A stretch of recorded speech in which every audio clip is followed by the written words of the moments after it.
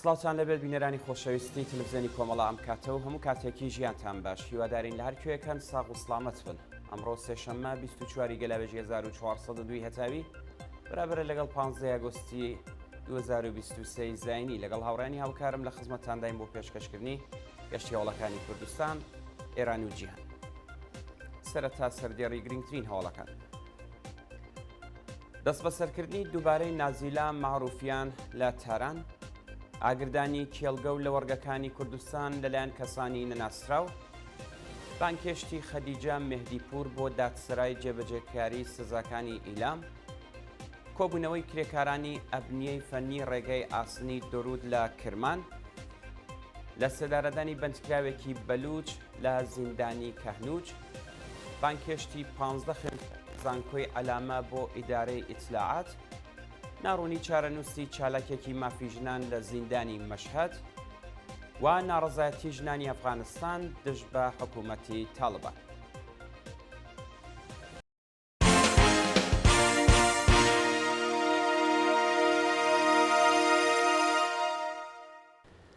درێژەی هەوڵەکان. دەست بەسەرکردنی دووبارەی نازیلا معروفیان لە تاران. ڕۆژی دووشەممە 23 گەلاوێژ. نازیلا معروفیان ڕۆژنامەنووسی کوردی خەڵکی سەقز و دانیشتووی تاران ڕۆژی دوای ئازادکردنی کاتی جارێکی دیکە دەست بەسەرکرایەوە. بەپێی زانیاریەکان نازیلا معروفیان بە دوای ئازادکردنی بە وەسیقەی 300 نەتمەنی سەردانی کەڵانتەری 106 تارانی کردووە بۆ ئەوەی موبایل و کەلوپەلە شەخسیەکانی وەربگرێت، بەڵام لەلایەن بەرپرسانی ئەو کەڵانتەریەوە دراوەتە بەر لێدان و دایکی نازیلا لە وەڵامی مەئمورەکانی ڕژیم وتویەتی دەتانەوێت کچەکەی منیش وەکو ژینە ئەمینی بکوژن. فەرماندەی کەڵانتەری 106 لە وەڵام داوتویە بڵێ هەروە کە ژینامان کوشت نازیلاش دەکوژین. شانی باسەکە نازیلا معروفیان پاشبەندکرانی دووبارەی بۆ زیندانی قەرچەکی وەرامین وازراوەتەوە. ئاگردانی کێڵگە و لە وەرگەکانی کوردستان لەلایەن کەسانی نەناسراو. ڕۆژی دووشەممە 23 مانگی گەلاوێژ ڕوبەرێکی زۆر لە کێڵگە و لە وەرگەکانی کامیاران بۆ کان و مەهابات لەلایەن کەسانی نەناسراوە سووتێنرا و زیانێکی زۆر بە ژینگە و سروشتی ناوچەکە گەیشت. بە پێی راپۆرتەکان لە وەرگەکانی دەوروبەری شاری بۆکان بۆ ماوەی 2 ڕۆژە لە ئاگردا دەسووتێت و ژینگە پارێزان و خەڵکی خۆبەخش سەرقاڵی کۆنتترۆلکردنی ئاگرەکەن. هەروەها کێڵگە و لە وەرگەکانی گوندی خرۆسە لە جادەی نێوان سنە بۆ مەریوان بە قەست ئاگر دراو، زیانێکی زۆر بە زەوی کەشاوەرزی و باخی گوندنشینان گەیشت. لەلایەکی دیکەوە مەزرا و زەویە کشت و کاڵیەکانی گوندی دۆستاڵی سەر بە شاری مەهابات لەلایەن کەسانی نەناسراوە ئاگر دراو، خەڵکی گوندەکە تا درنگانی شەو سەرقاڵی کوژانەوەی ئاگرەکە بوون. بانکێشتی خەدیجە مێهدیپور بۆ دادسەرای جێبەجێکاری سزاکانی ئیلام. لە ڕۆژانی ڕابردوودا خەدیجە مێهدیپور هاوڵاتی خەڵکی شاری ئەیوانی سەر بە پارێزگای ئیلام لەلایەن دادسەرای جێبەجێکاری سزاکانی ئەو شارەوە بە مەبەستی جێبەجێکردنی سزای 3 مانگ بەندکردنەکەی بانکراوە.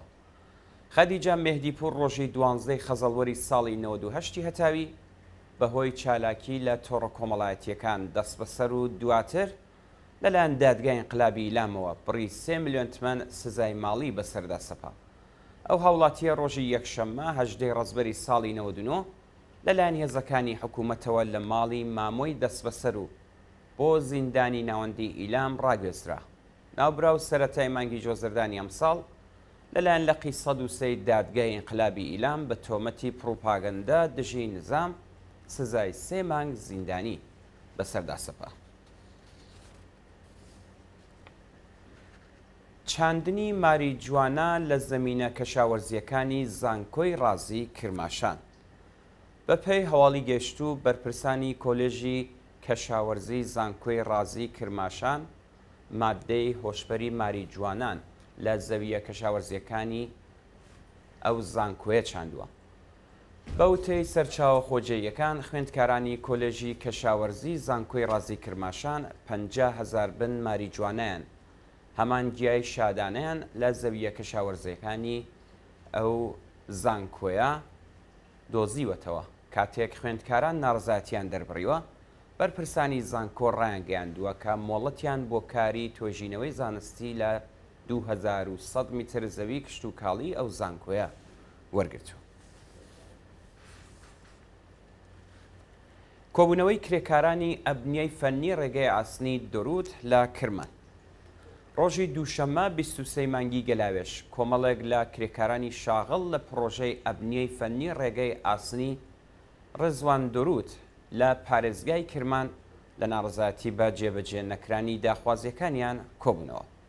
بەپێی راپۆرتەکان کرێکارانی شاغڵ لە پرۆژەکانی ئەبنیەی فەنی ڕێگەی ئاسنی کرمان خوازیاری چوونە سەرەوەی حەقدەست و مەزایە بەکردەوە دەرهاتنی گەڵاڵەی ڕیزبەندی پیشەکان و دابینکردنی ئەمنیەتی پیشەیی و بیمەی دەرمانی بوون. کرێکاران تووڕەی خۆیان لە ئاسپ بڵێنە پوچەڵەکانی بەرپرسان نیشاندا و داوایان کرد سەرنج بە کێشە و گرفتەکانیان بدرێتەوە. لە سێدارەدانی بەندکراوێکی بەلوچ لە زیندانی کەحنوچ ڕۆژی یەکشەممە 22 گەلاوێژی 1402 حکمی ئەعدامی بەندکراوێکی بەلوچ بە ناوی عەبدولغەنی ئەربابی لە زیندانی کەحنوچ جێبەجێکرا. عەبدولغەنی ئەربابی تەمەن 48 ساڵ و خێزانداری ساڵی 1401 بە تۆمەتی پەیوەندیدار بە مادەی هۆشبەر لە شاری سەراوان دەست بەسەر و دواتر سزای سێدارەی بەسەردا سەپێنرا و ڕاگوێزی زیندانی کەحنوچ کرا. جێگەی ئاماژەیە کە لە ڕۆژانی 8 و 9 و 10 گەلاوێژی حوتوی ڕابردوو تەنیا لە 48 سەعاتدا 12 زیندانی بەلوچ لە زیندانەکانی زاهدان، زابل و بیرجەند ئەدام کراون. بانکێشتی 15 خوێندکاری زانکۆی ئەلامە بۆ ئیدارەی ئیتلاعات. لە ڕۆژانی ڕابردوودا لانی کەم 15 خوێندکاری زانکۆی ئەلامەی تەباتەبایی لە ڕێگەی پەیوەندی تەلەفۆنیەوە بانکێشتی ئیدارەی ئیتلاعات کراون. هەر لەو پەیوەندیەدا چەندین خوێندکاری زانکۆکانی بەهەشتی، تاران، خاجەن نەسیر و فردەوسی مەشهەد لە ڕێگەی تەلەفۆنەوە لەلایەن ناوەندە ئەمنیەتیەکانەوە بانکێشت و لێپرسینەوەیان لێکراوە. لەگەڵ نزیک بوونەوە بە ساڵڕۆژی گیانبەختکردنی ژینە ئەمینی و دەستپێکی ناڕزایەتیەکان گوشاری حکوومەت بۆ سەر چالاکانی سیاسی، سنفی، کرێکاری، مەدەنی و تەنانەت بنەماڵەی گیانبەختکردووان زیادی کردووە. ناڕوونی چارەنووسی چالاکێکی مافی ژنان لە زیندانی مەشهەد.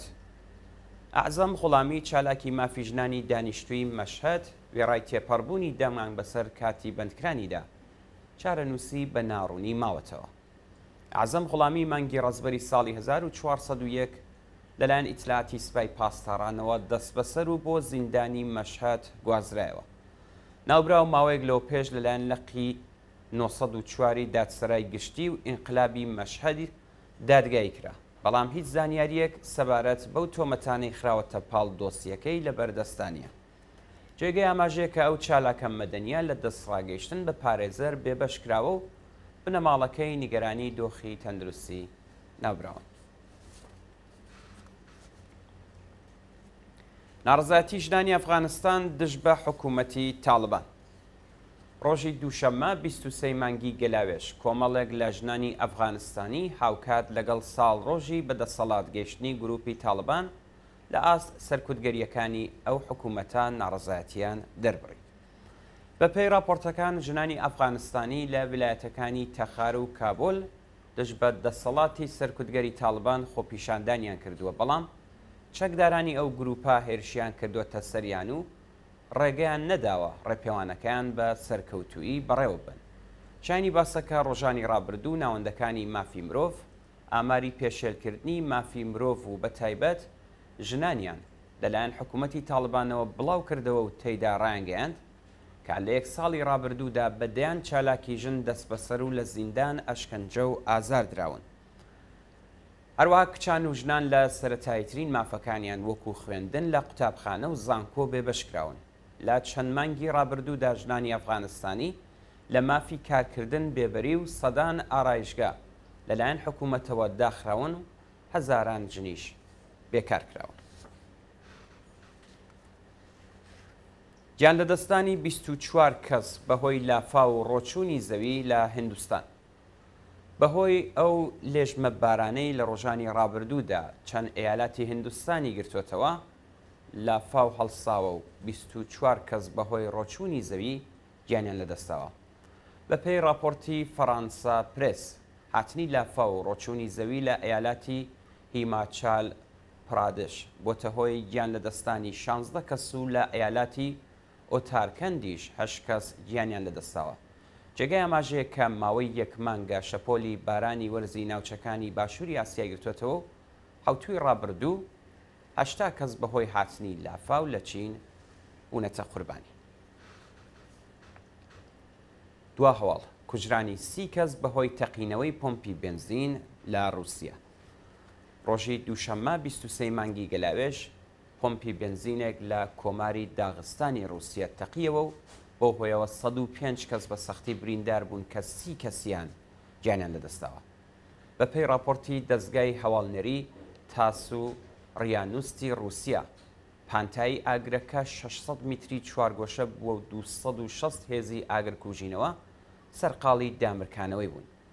بەوتەی بەرپرسانی کۆماری داغستان، هۆکاری تەقینەوەکە ئاگرکەوتنەوە لە کاتی نۆژنکردنەوەی ماشێن و ئامێرەکان بووە و 30 قوربانی لێکەوتێتەوە. بەڵە بینەرانی خۆشەویست گەشتیاڵەکانتان پێشکەش کرا فەرمون بۆ دیتنی درێژەی بەرنامەکانی دووزێنی بۆ.